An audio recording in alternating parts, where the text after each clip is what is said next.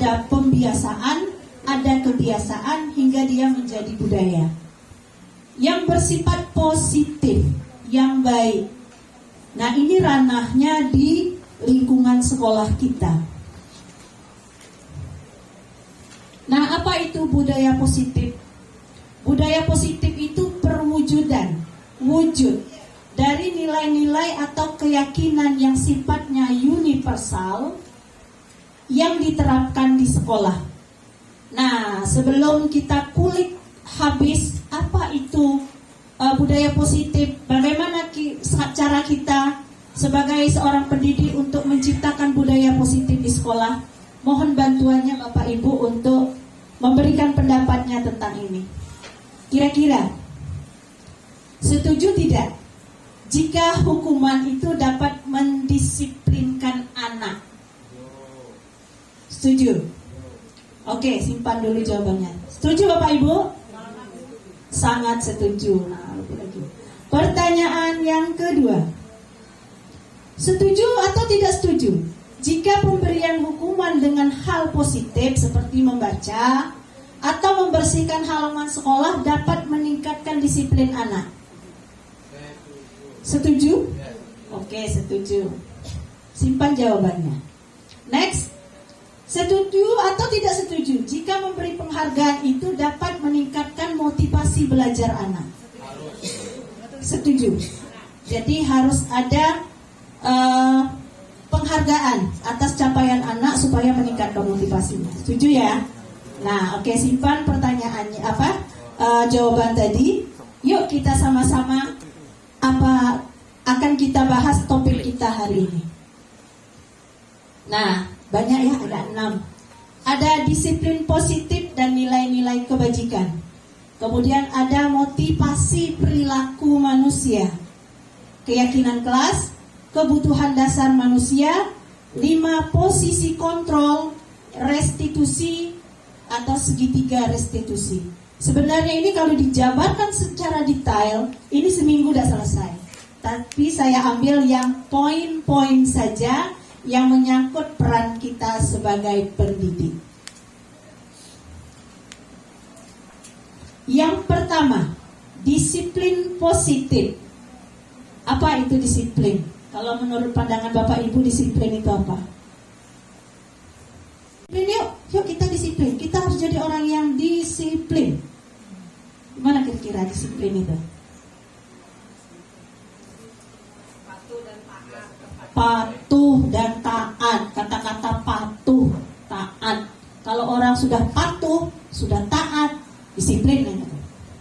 Ya, oke. Yuk kita pahami. Nah, dalam budaya kita sekarang, Bapak Ibu, makna kata disiplin itu berubah. Apa kata disiplin itu? Sesuatu yang dilakukan seseorang pada orang lain untuk mendapat kepatuhan. Sesuatu yang dilakukan oleh orang terhadap orang lain supaya dia dapat kepatuhan. Dia melanggar, kita hukum supaya dia patuh. Ya, dia berkata tidak baik, kita hukum. Tujuannya supaya kita patuh. Tapi kita luruskan. Yuk, mari kita kulik berikutnya. Ya, jadi disiplin positif itu perilaku yang muncul dari dalam diri. Sifatnya internal, tanpa paksaan. Itu namanya disiplin. Perilaku yang muncul dari dalam diri tanpa hukuman, tanpa hadiah. Ibarat kata kalau anak datang tepat waktu, itu bukan karena dia di akhir semester nanti akan dijadikan sebagai siswa teladan atau dia akan mendapat bingkisan, tapi ada nilai di dalam dirinya karena dia merasa dia memang harus tepat waktu. Dia harus memang nilai-nilai, dia harus komitmen dengan apa yang sudah dia yakini. Itu. Jadi bukan juga karena adanya hadiah, bukan karena adanya juga hukuman. Nanti kalau aku datang telat, aku nanti dihukum. Aku nak datang tepat waktu. Gitu ya. Jadi saya luruskan bahwa disiplin itu datangnya dari dalam diri kita, internal sifatnya, tanpa memikirkan kalau kita tidak melakukannya akan mendapat mendapat hukuman, dan kalau kita tidak melakukannya akan mendapat hukuman, dan kita melakukannya maka kita akan didapat penghargaan atau hadiah. Gitu ya Bapak Ibu ya. Nah, apa tujuannya dari disiplin positif? Tujuannya untuk menanamkan motivasi pada diri anak untuk menjadi yang mereka inginkan dan menghargai diri sendiri dengan nilai-nilai yang mereka percayai. Sama seperti kita kalau dengar orang azan langsung sholat, tanpa disuruh, tanpa diperintah, tanpa paksaan. Karena dari dalam diri kita yakin, kita takwa, karena ada iman dalam diri kita, maka kita sholat. Itu disiplin. Tapi kalau kita sholat disuruh yuk sholat yuk, itu dia eksternal sifatnya, karena paksaan, bukan disiplin namanya, bukan disiplin positif. Jadi disiplin positif itu memang sesuatu yang dilakukannya, yang positif, yang baik itu karena memang dia pengen, karena dia merasa dia menghargai diri dia. Dia meyakini nilai-nilai yang ada pada dirinya, maka itu baru dikatakan sebagai disiplin positif. Nah, nilai-nilai kebajikan yang universal itu yang seperti apa? Nih, inilah tujuan kita membentuk budaya positif di sekolah agar anak-anak kita memiliki profil pelajar Pancasila. Disinilah muaranya nanti. Di sini muara kita. Ini yang dinamakan nilai-nilai kebajikan universal. Dari profil pelajar Pancasila yang 6 ini banyak nanti jabarannya. Biar dia disiplin, komitmen, bertanggung jawab, ya, bekerja sama, inovasi, kreatif. Nah, di sini semuanya. Inilah tujuan kita menciptakan budaya positif di sekolah. Oke ya Bapak Ibu, lanjut. Ini menurut Ki Hajar Dewantara, merdeka itu artinya tidak hanya terlepas dari perintah, akan tetapi juga cakap untuk memerintahkan diri sendiri. Jadi biasanya kita bekerja karena kita diperintah. Ada sampah, ambil sampah itu nak, bersihkan nak, siram kembangnya nak, senyum nak, ucapkan salam nak. Itu karena diperintah. Tetapi ketika anak dengan kesadaran penuh mengambil sampah tanpa disuruh, maka dia sudah memiliki nilai disiplin positif dalam dirinya. Itu yang dikatakan oleh Ki Hajar Dewantara, bahwa orang yang merdeka itu dia tanpa disuruh. Kalau saya bilang dengan anak itu, kalau jiwanya jiwa pembantu, itu disuruh dulu baru bergerak. Itu jiwanya jiwa pembantu. Jiwa pembantu itu seperti itu, disuruh dulu baru bergerak. Tapi kalau orang yang tanpa disuruh, dia sudah melakukan sesuatu, dia sudah merdeka. Kalau dia disuruh baru bergerak, berarti dia masih menjadi budak. Nah, seperti itu kira-kira.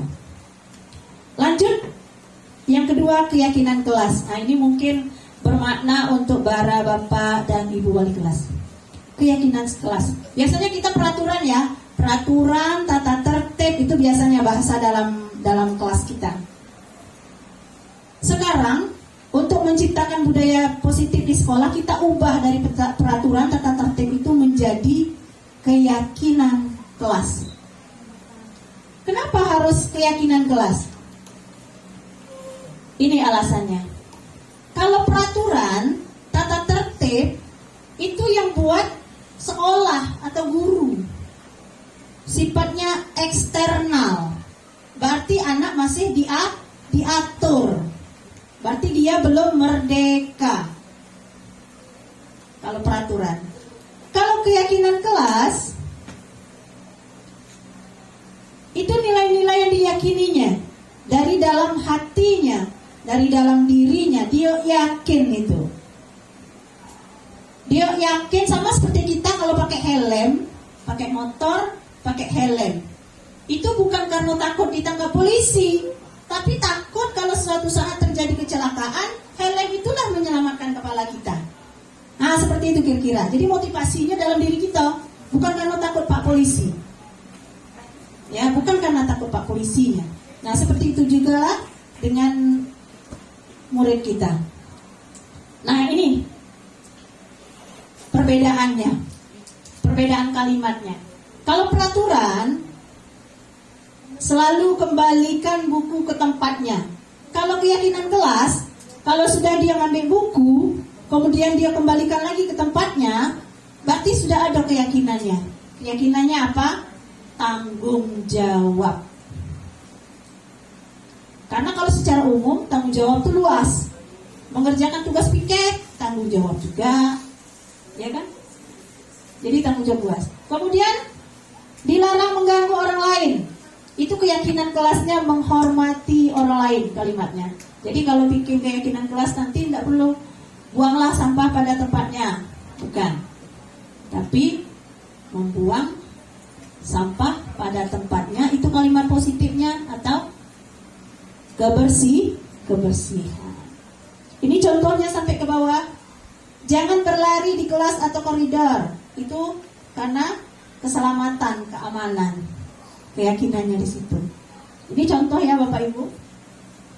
Sebenarnya masih banyak kalimat-kalimat yang lain. Lanjut yang ketiga, motivasi perilaku manusia. Nah, ini penting nih. Karena kita sebagai manusia pasti punya motivasi untuk melakukan sesuatu. Restructuring school discipline. Ada 3 alasan motivasi manusia dalam melakukan sesuatu.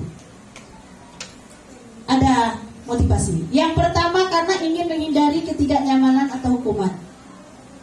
Ya, anak dia terus melaksanakan tugas piket itu karena takut dihukum. Karena kalau tidak piket didenda 10.000 misalnya. Gitu. Itu berarti motivasi dia piket karena takut didenda. Yang kedua, untuk mendapatkan imbalan atau penghargaan dari orang lain. Nengok ada ibu guru piket lewat, dia piket lah nyapu supaya dipuji. Rajin, kelas ini luar biasa, keren, mantap. Itu ya, motivasinya untuk mendapat imbalan atau penghargaan dari orang lain. Yang ketiga, untuk menjadi orang yang mereka inginkan sesuai dengan nilai-nilai mereka yakini. Karena itu sudah tanggung jawab aku, pekerjaan aku, maka aku harus piket. Terlepas aku mau dipuji, terlepas aku mau dikasih hadiah, itu hanya reward saja. Itu hanya bonus kecil saja. Namun, piket adalah tugas dan kewajiban yang harus aku laksanakan karena itu merupakan keyakinan kelas yang sudah disepakati bersama. Nah, gitu. Ya. Ini motivasinya. Nah, yang keempat, kebutuhan dasar manusia. Kita sebagai manusia nih, Bapak Ibu, punya kebutuhan dasar. Kalau kebutuhan dalam ekonomi itu ada kebutuhan primer, sekunder, tersier. Nah, secara psikologi sebagai manusia kita butuh ada 5 kebutuhan dasar kita. Yang pertama, kebutuhan untuk bertahan hidup. Ya iyalah. Kalau kita jalan di bermotor di jalan, kalau ada orang nabrak kita elok. Kalau kita cuma itu ada bertahan hidup namanya. Ya, itu mengantarkan hidup. Kalau ada lubang, pasti kita hindari. Karena apa? Karena untuk bertahan hidup. Kalau lapar, kita makan. Itu kebutuhan untuk bertahan hidup. Kalau haus, minum. Kalau capek, tidur. Itu tandanya orangnya punya jiwa survive untuk bertahan hidup. Ya, gitu. Yang kedua, kasih sayang dan rasa diterima. Kalau bahasa sekarang bilang itu jablay, jarang dibelai. Ya, karena tidak ada rasa kasih sayang. Kita coba lihat anak-anak kita, kalau dia punya masalah di kelas, cari perhatian, coba tanya. Jangan-jangan di rumah dia kurang kasih sayang. Makanya dia butuh perhatian. Caper, cari perhatian. Kalau bahasa jadul itu MPO. Anak-anak ketika dia tidak buat tugas yang kita berikan, coba tanya. Jangan-jangan dia Ika marah. Supaya ibu tuh perhatian dengan aku, katanya. Berarti kebutuhan ini tidak terpenuhi. Ya. Kemudian penguasaan, kebutuhan pengakuan dan kemampuan, diakui, dipercaya. Kadang-kadang kita lihat di kelas anak-anak, aku lah capek-capek bikin, ibu tuh tidak dunian menghargai aku. Anak-anak butuh itu, Bapak Ibu, penghargaan. Ketika dia sudah berbuat sesuatu tidak kita hargai, maka kebutuhan penguasaan, kebutuhan pengakuan akan kemampuan dirinya itu tidak terpenuhi. Itu. Kemudian yang keempat, kebebasan. Anak bebas, harus mandiri, dia bebas untuk menentukan pilihannya. Anak kalau kita paksa dia ikut, misal ikut olahraga, sementara fisiknya tidak mengizinkan untuk itu, kita paksa, dia tidak mau. Nah, itu berbahaya. Bisa jadi nanti kebutuhan kebebasannya terancam. Yang terakhir, kesenangan. Jadi kita sering di kelas nengok anak-anak tuh bergurau, bergelut. Kita lihat itu, jangan bergelut nak, nanti ujung-ujungnya kamu berkelahi. Karena bergelut itu merupakan kesenangan tersendiri baginya, refreshing, bercanda, ya. Nah itu kebutuhan kesenangan. Kalau dia senang, ada anak tuh yang senang, kayak Rehan kan, Rehan ya Bu Ica, Rehan, tegak duduk, lasak kiri kanan, jual kawan, jual kiri. Itu kan dia senang. Kalau tidak senang, tidak dilakukannya dah tuh. Sampai ke kelas saya, di kelas saya itu ada Habib. Habib tuh duduk tidak pernah lurus, mencong kiri, mencong kanan, ada ke belakang, tegak, permisi ke belakang, permisi ke situ. Karena dia senang. Karena itulah cara yang dilakukan untuk memenuhi kebutuhan kesenangannya ini. Nah, Bapak Ibu, 5 kebutuhan dasar manusia ini jika tidak terpenuhi, salah satu saja bisa menyebabkan siswa kita berperilaku negatif. Coba deh, kalau kita ketemu anak yang berperilaku negatif, kita tanya, kita panggil, apa alasan kamu melakukan itu? Dah Bu, kami suka Be. Berarti kebutuhannya akan kesenangan. Karena kalau dia tidak melakukan itu, maka dia tidak senang. Pasti itu. Jadi anak-anak yang berperilaku negatif itu karena ada kebutuhan dasarnya tidak terpenuhi. Termasuk kita. Kita ini sebagai manusia, kalau ada kebutuhan dasar kita tidak terpenuhi, alah sudah. Datang ke sekolah, iya, Pak Romi senyum ya. Nah, ya, anak kalau dari rumah tidak sarapan, datang ke sekolah, duduk belajar, yakin tidak Bapak Ibu dia betah? Kalau perutnya lapar. Ya. Nah, ya, Bu, izin ke WC sebentar Bu. Ke WC-nya 2 menit, ke kantinnya 5 menit. Perilaku negatif. Karena apa? Karena kebutuhan dasarnya akan bertahan hidup belum terpenuhi. Nah, itu ya. Jadi kita tanya anak-anak kantin tuh, anak-anak di kantin tuh, kamu kebutuhan kamu belum terpenuhi, belum makan. Makanya untuk itu penuhi dulu kebutuhan itu di rumah, maka insya Allah nanti di sekolah dia akan berperilaku positif. Lanjut, yang kelima, nah ini penting Bapak Ibu. Saya agak terkejut nih ketika dapat materi ini. Hah? Wow, kan? Saya agak terkejut nih. Yang pertama, sebagai pendidik kita punya 5 posisi kontrol. Jadi kita sebagai pendidik punya posisi, punya peran dalam mengontrol murid. Sering ya? Nah, posisi ini. Yang pertama, penghukum. Yang kedua, pembuat rasa bersalah. Yang ketiga, teman. 4, pemantau. 5, manajer. Yuk kita kulik satu-satu. Nah, penghukum. Kayak mana sih posisi guru sebagai penghukum itu? Menggunakan hukuman fisik atau verbal. Kayak mana sih Bu contohnya? Nih, patuhi aturan sekolah, tata tertib sekolah. Kalau tidak, awas kamu. Penghukum itu. Kamu nih salah deh terus. Tak pernah benar, terlambat terus. Apa gawe kamu malam-malam di sekolah, di rumah? Ah, tuh, iya. Ah, selalu kamu saja yang diurus. Pening pala bapak ngurus kamu terus. Itu biasa kalimat yang keluar dari seorang penghukum. Ah, boleh di kelas, boleh tidak studi. Kakek, boleh Bapak Ibu setelah dicatatkan satu-satu kembali ke diri, refleksi. Aku tadi yang mana ya? Ah, gitu. Itu ya, boleh nanti. Oh, berarti aku ini penghukum. Ini ya, yang penghukum.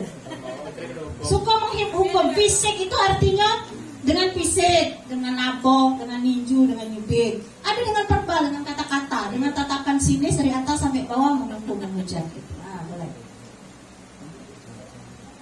Yang kedua, pembuat rasa bersalah. Posisi kita ketika kita membuat rasa bersalah itu merasa orang lain tidak nyaman, bersalah, bahkan rendah diri. Apa biasanya kata-kata yang muncul? Ibu kecewanya dengan kamu. Apalah kamu tidak berubah? Apa kamu nih? Kamu yakin gak apa yang kamu lakukan nih? Kayak mana kalau orang tua kamu tahu kamu melakukan ini? Pasti dia kecewanya dengan kamu. Berapa kali bapak harus kasih tahu kamu? Kayaknya kamu udah punya kuping kayaknya. Nah, ya. Gimana coba kalau orang tuamu tahu kamu seperti ini? Pasti dia marah, pasti dia kecewa.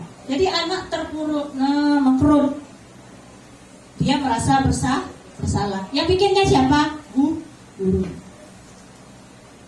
Yang ketiga, teman. Nah, ini Pak Megi nih. Cocok nih Pak Megi. Teman itu, posisi kita sebagai pendidik, itu sebagai teman, itu tidak nyakiti. Bahkan tindakannya lebih persuasif, lembut. Nih, ya kira-kira apa sih biasa kata-kata keluar dari mulut seorang teman? Ya sudahlah, kakek ibu bantulah. Bu, tadi aku udah bikin PR bahasa Inggris, Bu. Alah sudahlah, kakek ibu bantu. Kamu cari deh kawan kamu tuh, bisa lah. Ya. Pak Peggy, aku nggak bisa ngerjakan tugas PJOK hari ini, Pak Yon. Ya lah, ada apa-apa lah. Besok ya. Nah, gitu biasanya teman. Dia lebih bersahabat. Ya, itu. Yang keempat, pemantau. Nah, yuk kita coba tengok pemantau nih. Pemantau tuh dia bertanggung jawab terhadap perilaku orang yang diawasi dengan menggunakan sanksi dan konsekuensi. Apa sih kata-kata yang sering keluar dari mulut seorang pemantau? Kamu tahu udah aturannya. Kalau datang ke sekolah tuh jam 6.45. Kalau terlambat, tahu enggak kamu konsekuensinya? Tahu, Bu. Apa? Bersih WC. Sekarang bersihkan WC, kamu udah usah masuk. Dipantau anaknya dah sudah bersih WC. Atau kamu ambil sampah situ 20 biji. Apa yang sudah kamu lakukan? Terus sanksinya. Jadi disebutkan. Jadi ketika kita jadi seorang pemantau, kita kasih konsekuensi atas apa yang sudah dia lakukan. Itu pemantau. Pasti ngasih sanksi atas apa yang perilaku negatif yang sudah dia lakukan. Nah, ini yang terakhir, manajer. Gimana sih posisi kita sebagai manajer? Guru berbuat sesuatu bersama murid dengan mendukungnya, menemukan solusi atas permasalahannya,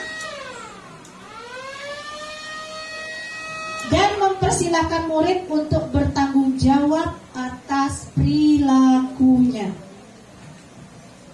Anak dek terlambat datang ke sekolah. Terlambat nak? Kayaknya jarang ini dah. Pasti jarang. Oh terlambat nak ya? Oke. Ya, biarkan dia belajar. Setelah belajar kita panggil dia. Nah, kamu terlambat tadi. Ya, kira-kira kenapa kamu terlambat? Kamu tahu kita sekolah masuk jam berapa? Terus kalau kamu tahu kita masuk sekolah jam berapa, kenapa kamu datangnya telat? Terus kira-kira apa alasan kamu datang telat? Terus apa usaha yang harus kamu lakukan supaya besok-besok kamu tidak datang telat lagi? Nah, itu manajer. manajer. Jadi kita melakukan coaching namanya. Itu beda kita dengan BK ya. Kalau BK itu konseling Bapak Ibu. Jadi kalau BK itu konseling. Anak punya masalah, BK membantu menyelesaikannya. Solusinya ada di BK. Tapi kalau kita sebagai guru, posisi kita sebagai manajer, itu kita membantu anak supaya anak menemukan sendiri solusinya. Nah itu bedanya. Sekali lagi kalau konseling, solusi anak kita yang bantu, kita yang ngasih solusinya. Tapi kalau coaching, itu kita membantu anak supaya anak bisa menemukan solusi atas permasalahan yang sudah dia perbuat. Terus kalau kamu telat, besok kamu harus ngapain? Besok, yolah Bu, aku hiduplah alarm Bu kencang-kencang supaya tenang. Kalau datang aku minta emak aku supaya hidup trompet sangkakala gitu kan, supaya terdengar, supaya aku bangun gitu. Nah itu ya. Jadi itu adalah usaha solusi atas permasalahan yang sudah dia perbuat. Nah ini 5 posisi kontrol.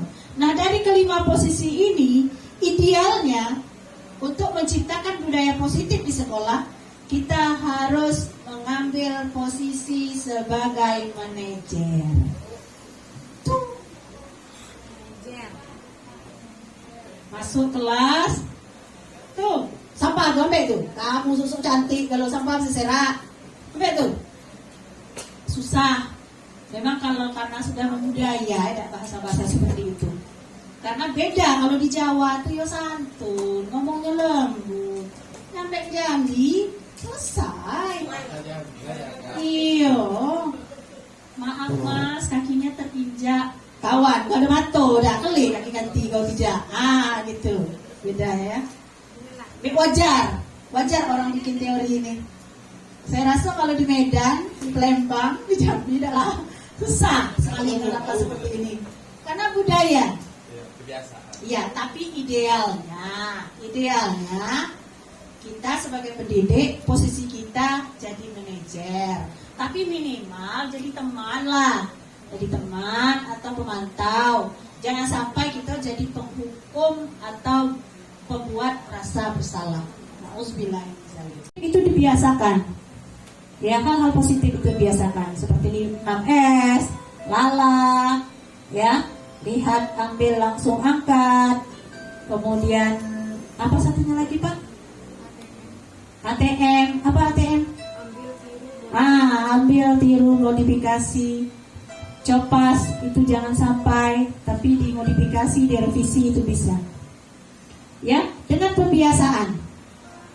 Harapan kita setelah dia dibiasakan pembiasaan, maka dia akan terbiasa. Pembiasaan itu masih sifatnya eksternal, masih didorong.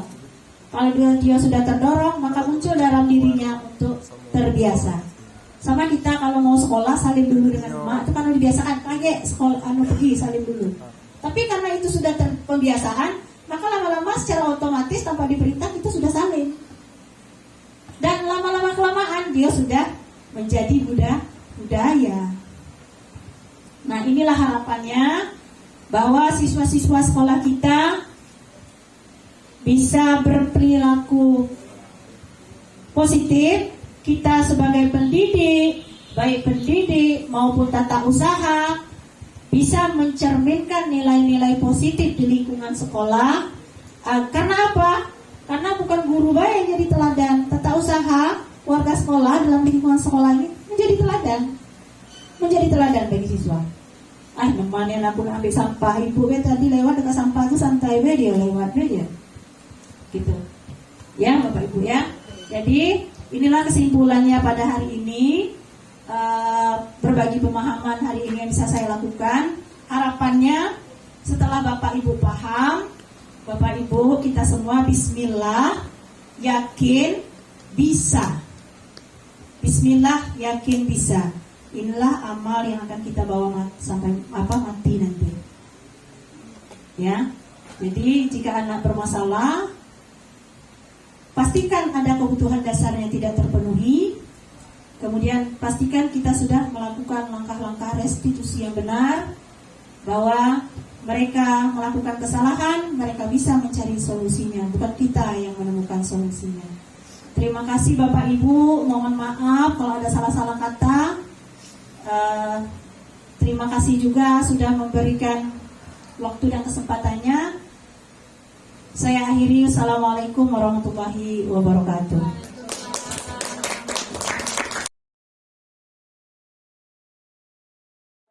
Assalamualaikum warahmatullahi wabarakatuh. Saya Susi Delvia, guru SMA Negeri 7 Sarawangun yang merupakan rekan dari Bu Raena Eshum. Setelah pemaparan yang diberikan Bu Raena kemarin, kami jadi mendapatkan sebuah wacana baru tentang kedisiplinan, juga posisi sebagai manajer untuk dalam menghadapi atau membelajarkan kedisiplinan kepada siswa. Kemudian kami juga memperoleh pengetahuan baru mengenai restitusi segitiga, yaitu berkaitan dengan kita menumbuhkan motivasi atau potensi siswa untuk menyelesaikan masalahnya sendiri menggunakan restitusi segitiga. Terima kasih. Assalamualaikum warahmatullahi wabarakatuh. Assalamualaikum warahmatullahi wabarakatuh. Saya Sri Wahyuni, guru matematika di SMA Negeri 7 Sarawangun. Perasaan saya setelah mendapatkan pemahaman materi tentang budaya positif yang disampaikan oleh Ibu Raena yang sangat bersemangat, maka kami yakin dan optimis untuk melakukan perubahan yang lebih baik dengan menerapkan konsep inti budaya positif di sekolah kami SMA Negeri 7 Sarawangun. Terima kasih. Assalamualaikum warahmatullahi wabarakatuh.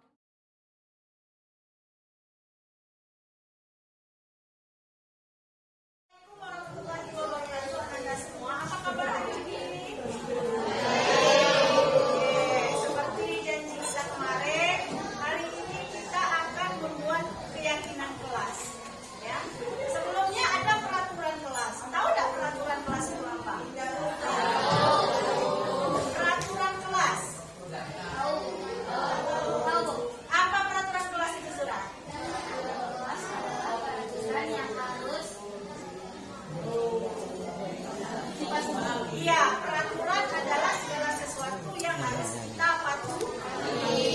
Nah, sekarang kita akan merubah peraturan-peraturan kelas itu menjadi keyakinan kelas. Tahu nggak keyakinan? Keyakinan kelas itu merupakan nilai positif yang berasal dari dalam diri kalian. Ya, nanti kita bahas sama-sama bagaimana kita akan membuat keyakinan kelas ini.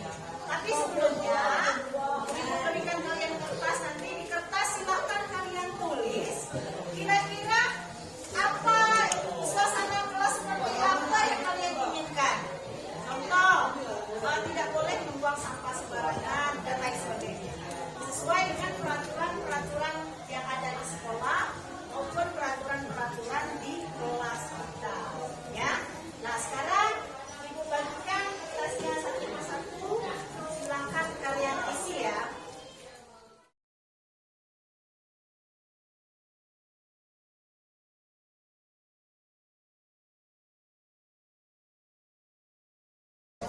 Oke, silakan Anda tulis di kertas sticky notes yang Ibu bagikan apa peraturan kelas yang ada diinginkan supaya kalian belajar nyaman, supaya suasana kelas tertib, supaya kelasnya juga bersih. Silakan.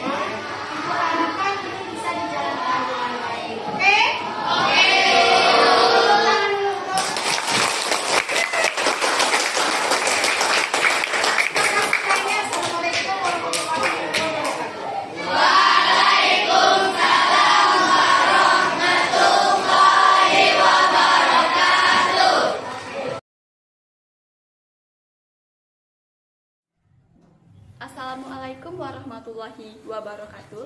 Saya Diska Azahra, siswa fase E3 di SMA Negeri 7 Sarolangun. Perasaan saya setelah bersama-sama teman-teman curah pendapat untuk menetapkan keyakinan kelas sangat senang. Karena keyakinan ini dibuat berdasarkan pendapat kami masing-masing. Kami merasa yakin untuk menjalankan kegiatan ini untuk menciptakan budaya positif di sekolah kami. Sekian, terima kasih. Wassalamualaikum warahmatullahi wabarakatuh. Assalamualaikum warahmatullahi wabarakatuh. Saya Almira Cantika Humairo, siswa fase 3 SMA Negeri 7 Sarolangun. Perasaan saya setelah diskusi membuat keyakinan kelas sangat senang. Karena keyakinan kelas ini yang membuat kami untuk tidak melanggar keyakinan yang sudah kami buat. Dan kami bisa bersama-sama menciptakan budaya positif di sekolah. Sekian, terima kasih. Wassalamualaikum warahmatullahi wabarakatuh.